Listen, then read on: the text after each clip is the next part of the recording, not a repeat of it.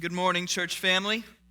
Happy Sabbath to you all. I am excited to be here with you this morning. It's been a while since I've been here to preach, and I'm excited to do that. I'm excited to do that much more in the future. Very happy to be here with you this morning. Very thankful for the Pasadena church, and I believe that God is doing good things and big things here, and that we have much to look forward to and where God can lead us. In my own personal life lately, I have been finding myself quite a bit personally, professionally, and kind of the writing that I do in the book of Ruth. And so this morning, I would like to kind of start an exploration with you through this beautiful book in the Old Testament, one of my favorite books of the Old Testament. It's a book that is theologically rich, that's complex, that is beautiful, that has so many different things to say to us. So this morning, let's have a word of prayer, and then we'll jump into the word together. Lord God, this morning we are grateful for your love. We're grateful for your goodness. Lord, we are grateful for your word. Lord, we believe that your word is a revelation of yourself, that you reveal yourself to us through your word. And so this morning, Lord, my prayer is quite simply for that. Lord, show us yourself as we read, as we study. Lord, may we see a glimpse of you. May you speak to whatever situation in our lives we may find ourselves in this morning. And Lord, that we would receive a word from you. We pray this in your name. Amen. Something that I have kind of noticed throughout the course of my life that I really didn't plan on. I really didn't set out to do it purposefully. It's just kind of one of those things that happens as you live through life, is I have accrued throughout the years a very small collection of watches. And it's not something that I've done on purpose. It's not something that I set out to do. I kind of joined the fad that everybody has been doing in the past several years, where you get the watch that kind of pairs with your phone, so it'll tell you when somebody messages you or when somebody calls you. Most of the time now I wear it when I'm exercising, and it tells my body exactly how much it's dying in that moment and that it needs to stop and that I need to do something else. But a few months ago, I kind of got in this place where I'm like, you know what, I am tired of looking at my watch to see the time and realizing I've missed something like 37 calls, and so I want to go back to a regular watch that all it does is tell the time, right? That's all I'm trying to find out for it. So I did, and so I have a few of these things, none of them really that special, none of them really that expensive, but I do have one that has a little bit more sentimental value to me than the others do. It's a little bit more expensive than the others, and that is a watch that my wife bought me when we found out that she was pregnant with our first child. So it has a lot of meaning, right? It has a lot of value, has a lot of sentimentality attached to it. And I went through a period where I would wear it quite a bit. And there's one particular occasion where my wife and I, both of our families are from the Eastern Shore. And so we went to the Eastern Shore for a weekend to visit family, to spend the weekend with family. And I brought it with me, and I was wearing it. And we were doing this thing where we were packing up to leave to come back home. And I don't know if you're anything like me, but when you pack to go on a trip, you kind of have an idea of where everything is going to go in your bag. I'm going to put this thing here. I'm going to put this other thing here. I'm going to put these things in this pocket, whether it's a backpack or a suitcase or anything like that. And in this particular case, I had a very specific place that I usually put a watch that I wear when I travel. And I was just packing up, didn't really think about it. So we get home, and I start unpacking. I realize, hey, this watch isn't in here where I usually put it. No big deal. I'm kind of a scattered brain person. I have ADHD. And so we're kind of in this thing where it's like, okay, well, maybe I put it somewhere else, right? In another pocket. So we start pulling through it, looking through all the things, and I can't find the watch. And my daughter was at an age at that point where she had just learned to walk. And if you've ever been around a child who has just learned to walk, you realize that they start grabbing and taking things that they don't know what they're taking. They start putting them in places where they shouldn't go. And so all of a sudden, your mind starts going to the worst possible place. Where did my 1.5-year-old daughter put this thing that is incredibly meaningful to me, right? That is incredibly sentimental to me? And so I start digging through the trash. I start looking in all these places. Can't find it anywhere. So I call my parents, whose house we were staying at, said, I can't find it. Can you look for it? They start looking for it. They can't find it. And a few months go by, and we go back down to visit them again. And this time, I said, I am going to look for it. I am going to turn over everything in that house where I stayed. I'm going to look through every nook and cranny. I am going to look everywhere until I find this thing. And that's exactly what I did. I looked absolutely everywhere that there was to look to find this watch. Could not find it at all. And then finally, we were packing up again for the trip to return home. And I had the bag, the bag that you put the toothbrush and the deodorant and all that other stuff in. And I had that, and I picked it up, and I was like, this is a lot heavier than usual. And so I start kind of feeling around, and I'm like, this doesn't feel like that. And so I find there's a pocket in there that I never knew existed. And so I open up the pocket, and there is the watch.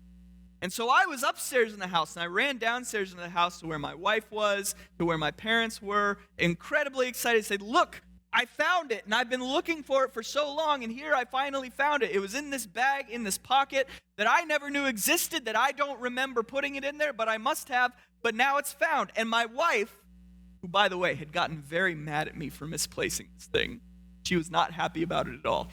My wife looks at me with this look and says, you don't remember putting it in there because I put it in there, and I forgot about it. But I couldn't find the watch because it wasn't where I usually put it, right? Yeah, there you go. But we all have routines, right? I have routines. You have routines. We have routines of where we put things. Maybe you walk into the house after you just got home and you have your keys. You have a specific place you put your keys, right? And if your keys aren't in that place, then all of a sudden you're looking everywhere until you find those keys. Maybe you have a certain place that you put your glasses. We live lives based around routines, based around frameworks. Maybe you get up at the same time every day. Maybe you go to work at the same time every day. Maybe you eat at the same time every day. Maybe you come to church at the same time every week. We do this thing where we are creatures of routine. We are creatures of habit. We put our things in the same place. We do things the same way, the way that we live our lives. And this is kind of this thing that we do that helps us cope with the world that we live in, because the world that we live in can be incredibly random. It can be this place where we don't know what's going to happen from one day to the next. We don't know what tomorrow holds for us. We don't know what we're going to experience when we leave the house for the day to go to work, to go about our routines, to do the things that we do. We live in an incredibly chaotic world. And so what most of us are doing is most of us are looking for a little bit of something that we can control in the midst of this chaotic world that we live in. And so we create routines. We create habits because we have control over those things. I know that despite the things that I don't know happening around me, that I will always find this thing in this place, that I will always do this thing at this time because I have control over it. We live lives of routine so much that the routine starts showing up in just about every area of our lives, and dare I say that many times routine often shows up in the way that we worship God. Where maybe you've had an experience with God where you were doing a specific something, you were living a specific way, you were doing a specific thing, and you felt like things were going good with you in your relationship with God at that point, and so that becomes your routine.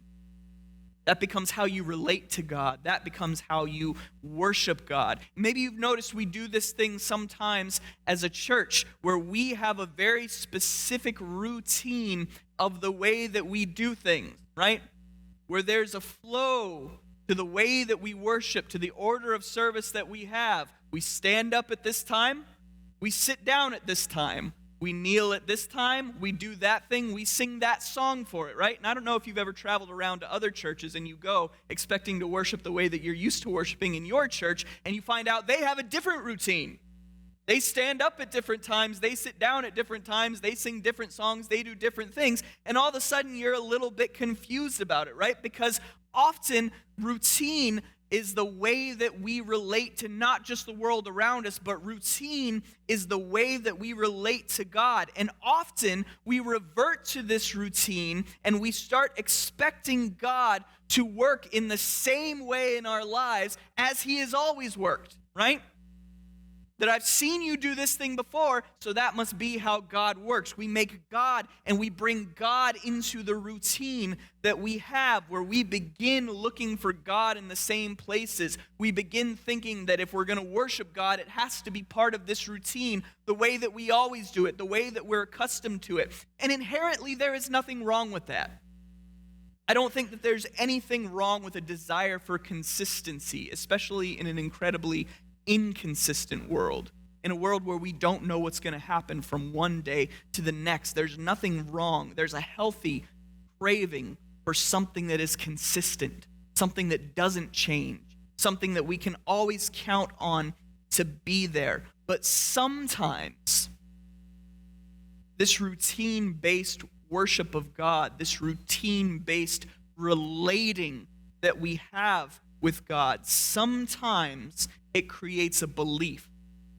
Sometimes it creates an attitude. Sometimes it creates what I would call a posture of living religiously that gets to the point where, because we get so used to God working within our framework, we get so used to God working within our routine, that sometimes we get ourselves to the point where we don't think that God is capable of working outside the framework that I am used to.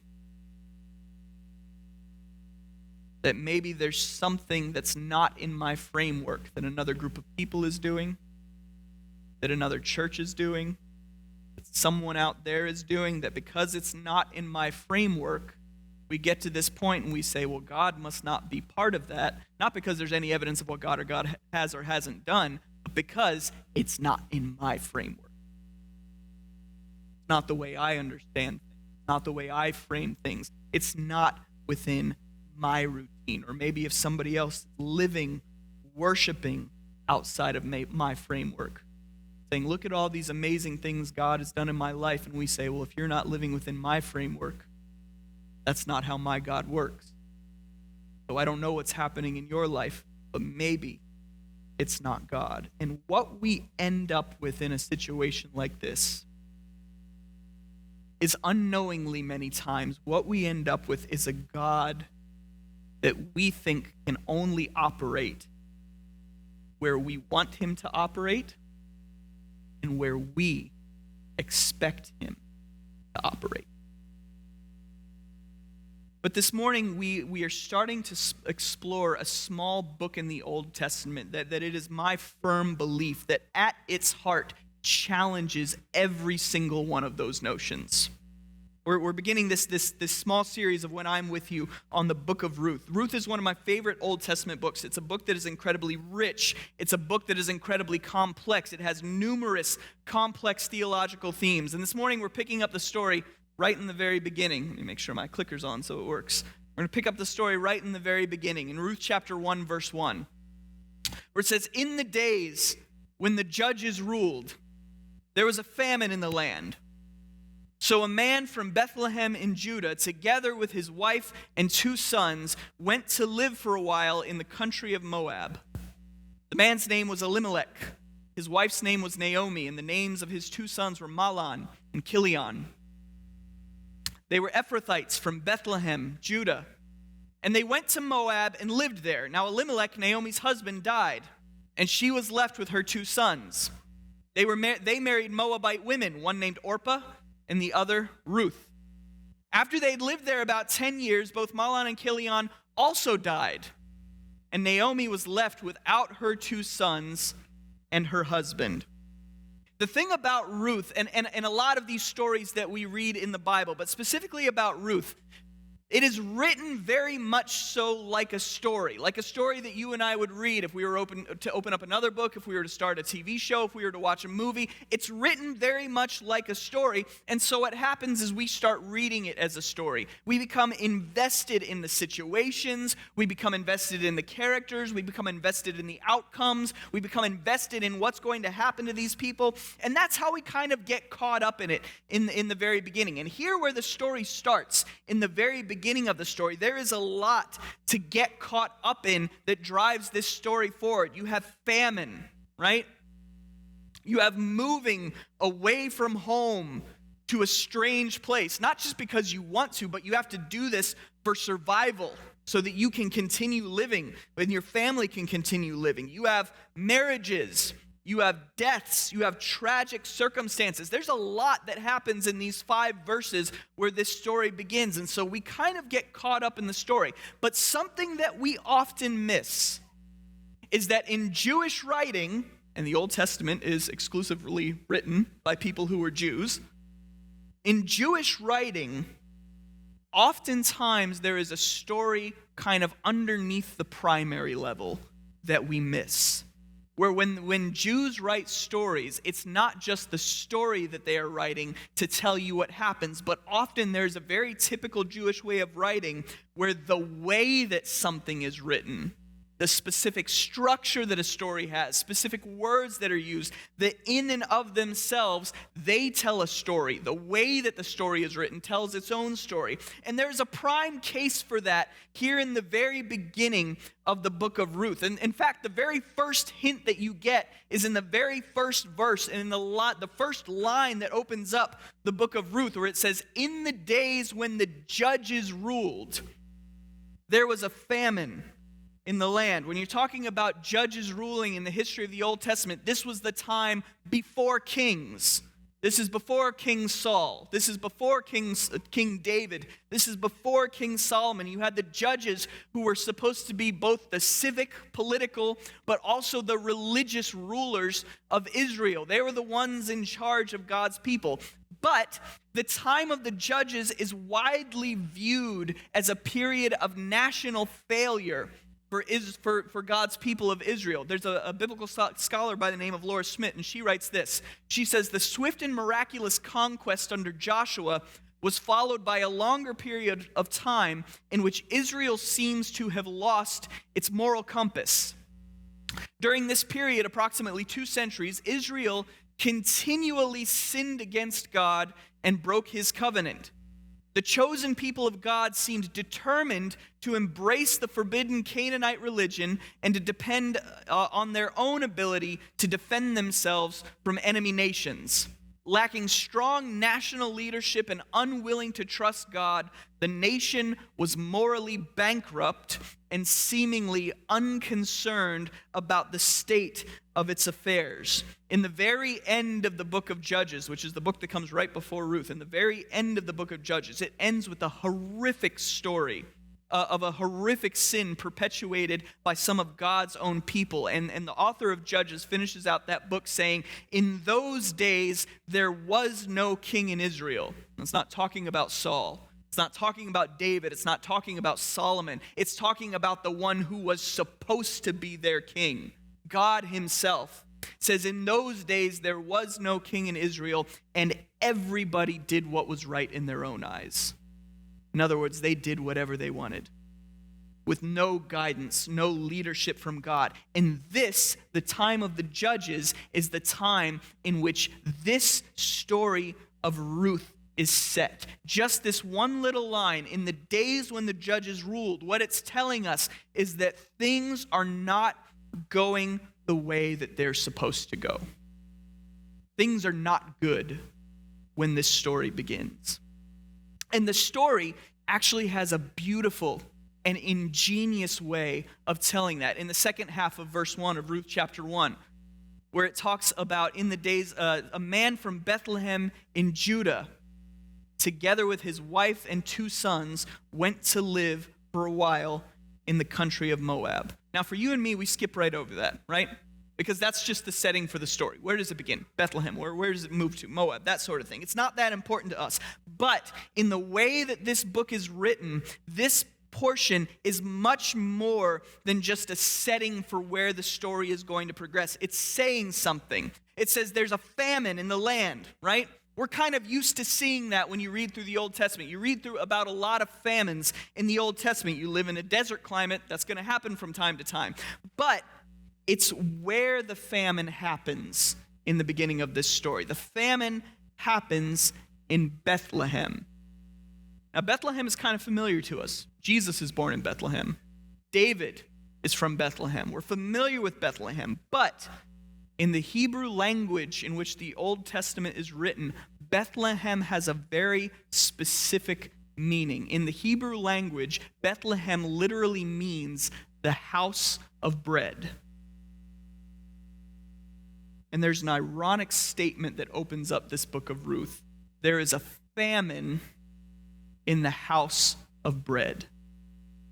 There is no bread in the house of bread.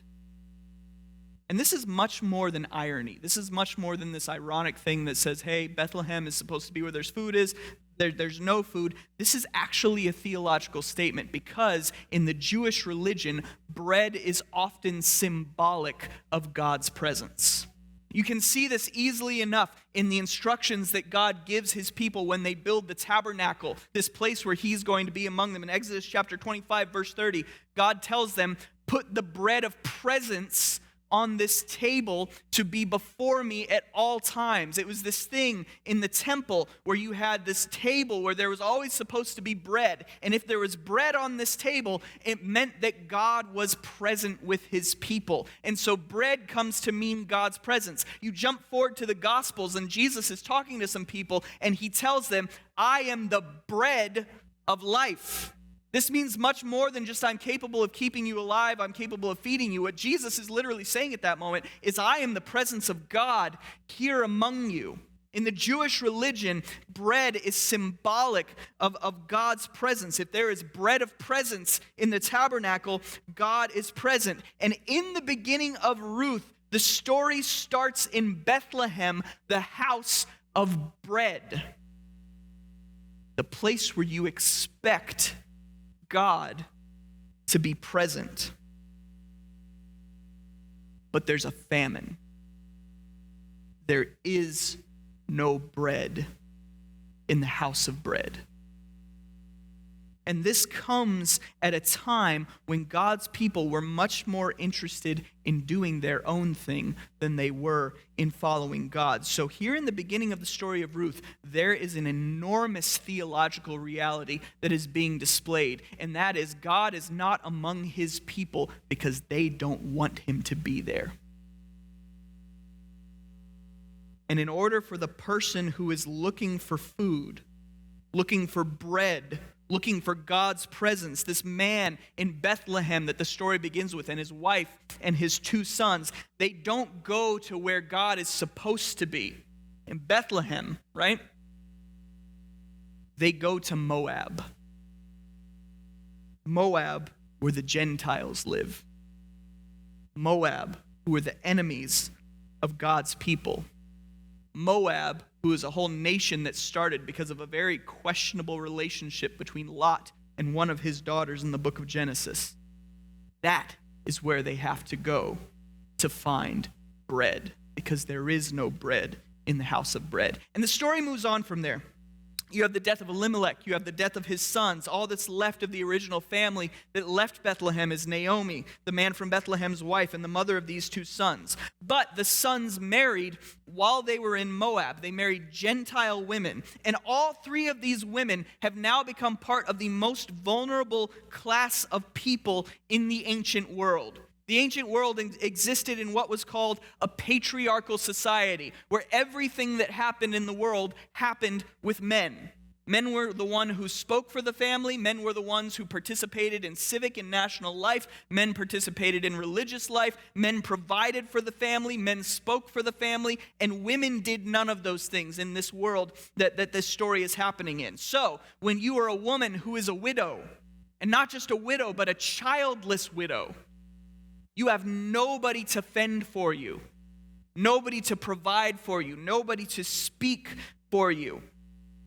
And these three women, Naomi and her two daughters-in-law, Orpah and Ruth, they find themselves in this situation. They can't speak for themselves. They can't provide for themselves. But after all of this happens, after all of this tragedy happens to them, there is something profound that happens. You have Naomi, this woman from Bethlehem who left Bethlehem with her husband, is now preparing to go back to her ancestral land, where she's from, after the death of her husband and her sons. And her daughters-in-law are with her, Ruth and Orpah. And this is what she says to them in Ruth chapter 1, verse 8.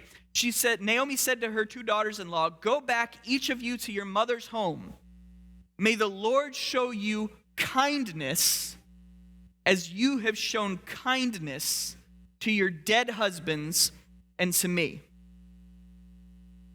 Now, it doesn't look like much here to us in English that Naomi is saying to here to her daughters-in-law, but in Hebrew, there's a very specific word that Naomi uses here for kindness. She uses the Hebrew word chesed, very stereotypical Hebrew word because you get to use your throat in the pronunciation of it. It's the word chesed.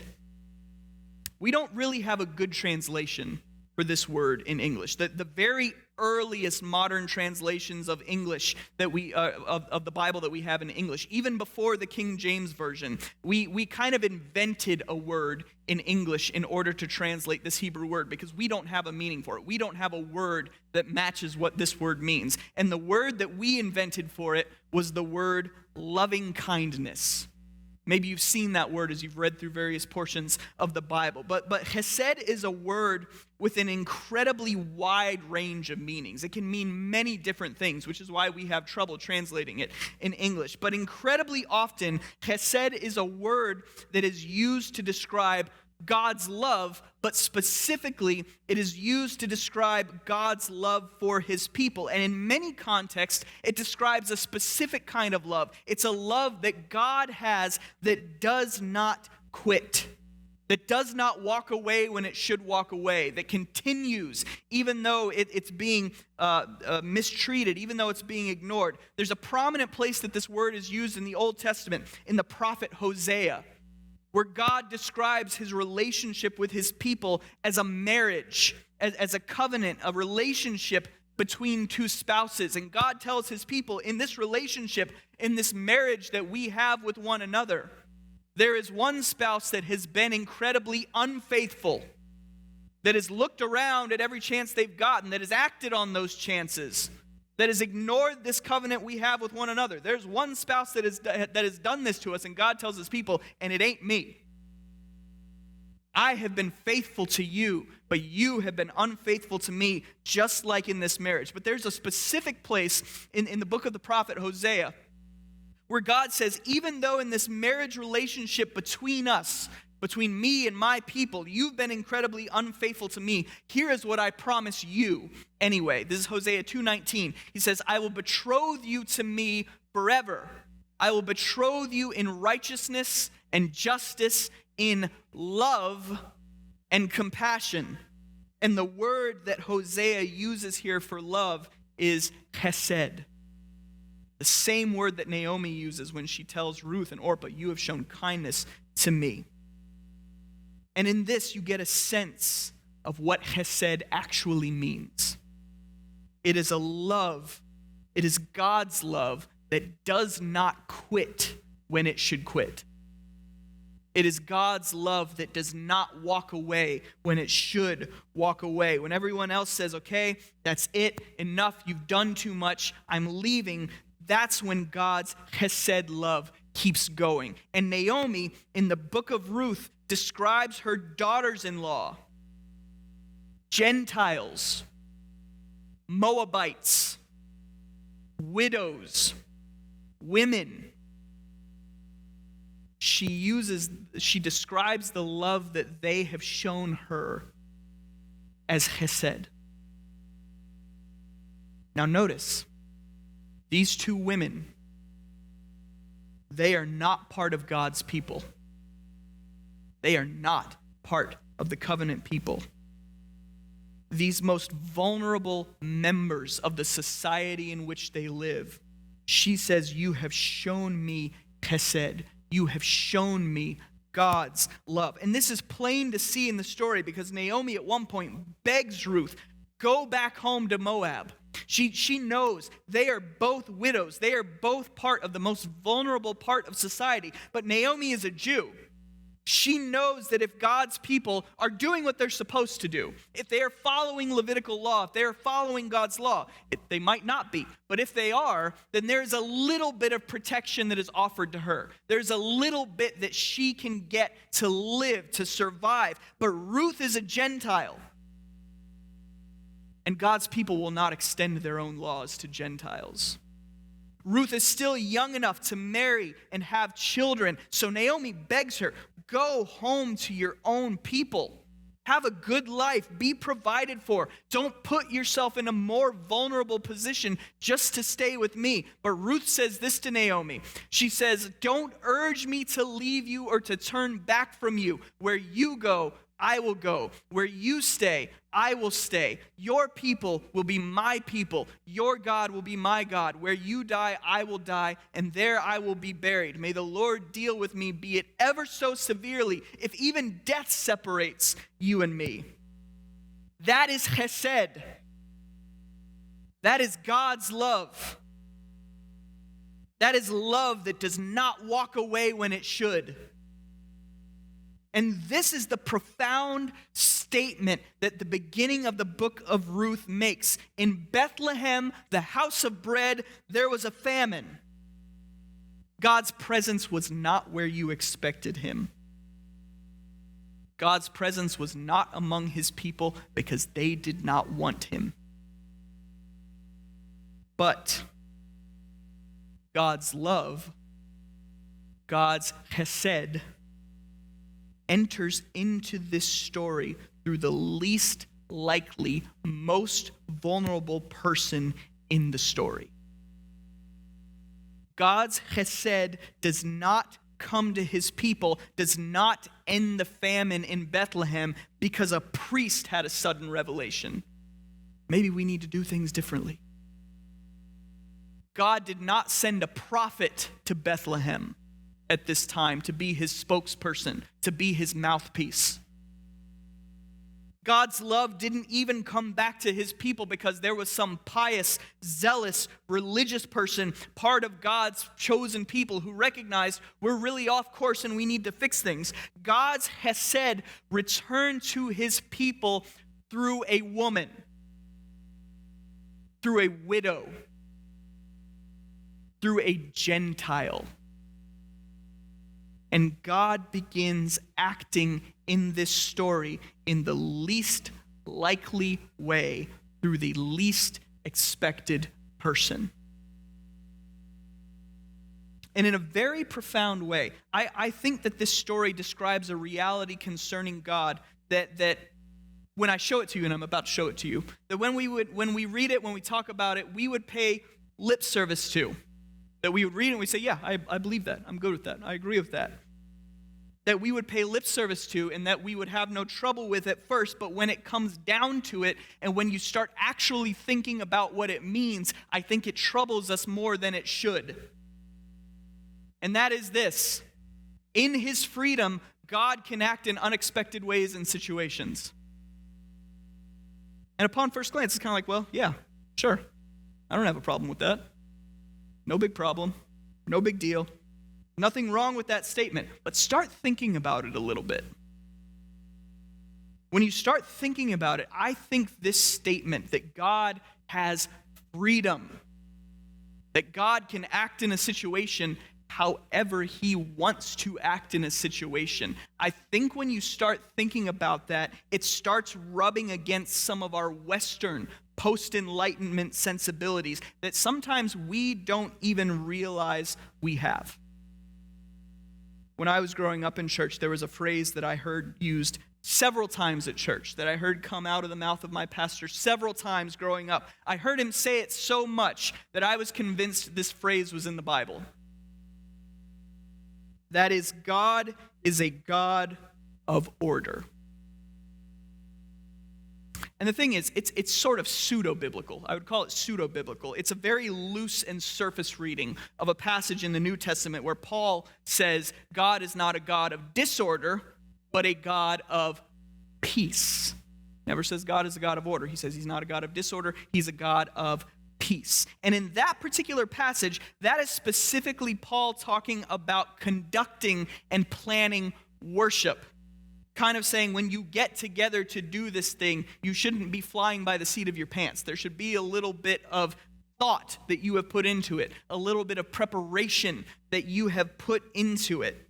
But the phrase, God is a God of order, is never found in the Bible. But the way that it was told to me so often growing up in church, it conveyed the image of a God who created everything as a giant system, as a framework in which we could place God and be comfortable with God. And you've probably heard these before too. I'm sure that you're familiar with many of them. Creation and the way the universe and the natural world runs itself is a system because, this is what I was told, God is a God of order. Ethics, morals, virtues are systems because God is a God of order. Even salvation, looking at the tabernacle system, it's a system. God is a God of order. Everything is set up for the order, for the system. Dare we call it the machine to keep running? That if God has created this system that kind of perpetuates itself, that keeps going, and you can find him in the midst of that system, in the midst of everything that's happening, then it's a machine. And if you want to see God, if you want to know where God is, look at the system. Look at the machine. But this begs the question, if God is in the midst of the machine, if it's continuing doing his things, and he's just kind of sitting there looking at it, who is actually God? Is God God? Or is the system, is the machine, is the framework that we have created for God, is that actually what we worship as our God? Because if the machine can't be stopped, if that's how God created it and set it up, then it seems like even God is at the mercy of his own order. And here's the thing, I understand why we do this. I understand why we fall into those ways of thinking. We live in a chaotic world. There is so much that happens in the world around us that is beyond our control. There are random tragedies. There are random accidents. There are random shootings. There are random diseases that cause pandemics that shut the entire world down for years at a time. And so in the midst of everything that we cannot control, we look for something that is not random. We look for something that is predictable, and we take that desire for consistency and predictability that we have, we take it and we put it onto God. And in that sense, what God becomes, maybe unknowingly, and maybe we do this without meaning it, but in that system, what God becomes is some sort of therapeutic reality for us to provide us a sense of order in the chaos that happens around us. And we build this system around God that says God will do this specific thing in this specific situation. Or to say that God will do this thing for us if we do this thing for him. There's a very popular phrase, another pseudo-biblical phrase that is never found in the Bible but makes its way into our vocabulary quite a bit. And that is that the Lord helps those who help themselves. Never found in Scripture, but something that gives evidence to our desire for the system. If this is what you want to get out of it, this is what you have to put into it. It's a system. It's a machine. And for God to operate the way he's supposed to within that machine, you need to understand how the system works. God will only do this thing for us if we do this thing for him. If you don't do this thing for God, he won't do this thing for you. And so what we end up with is a sort of moralistic, therapeutic deism that takes God in all of his freedom and stifles him and fits him into something that we are comfortable with. That fits him into something that we like, that we're okay with, that can make sense to us. But that is not how God is described in the Bible. Because in the book of the prophet Isaiah, when all hope is lost, when the way that things are supposed to be working between God and his people breaks down, when everything that you put your faith in to keep turning on without you is lost, God comes and he tells the prophet Isaiah, guess what? I'm going to do a new thing. Because I don't exist in that system. In my freedom, I can act in unexpected ways.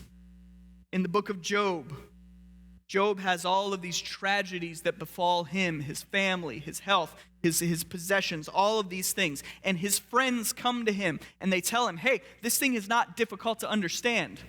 In fact, it's pretty easy to understand. It's a system.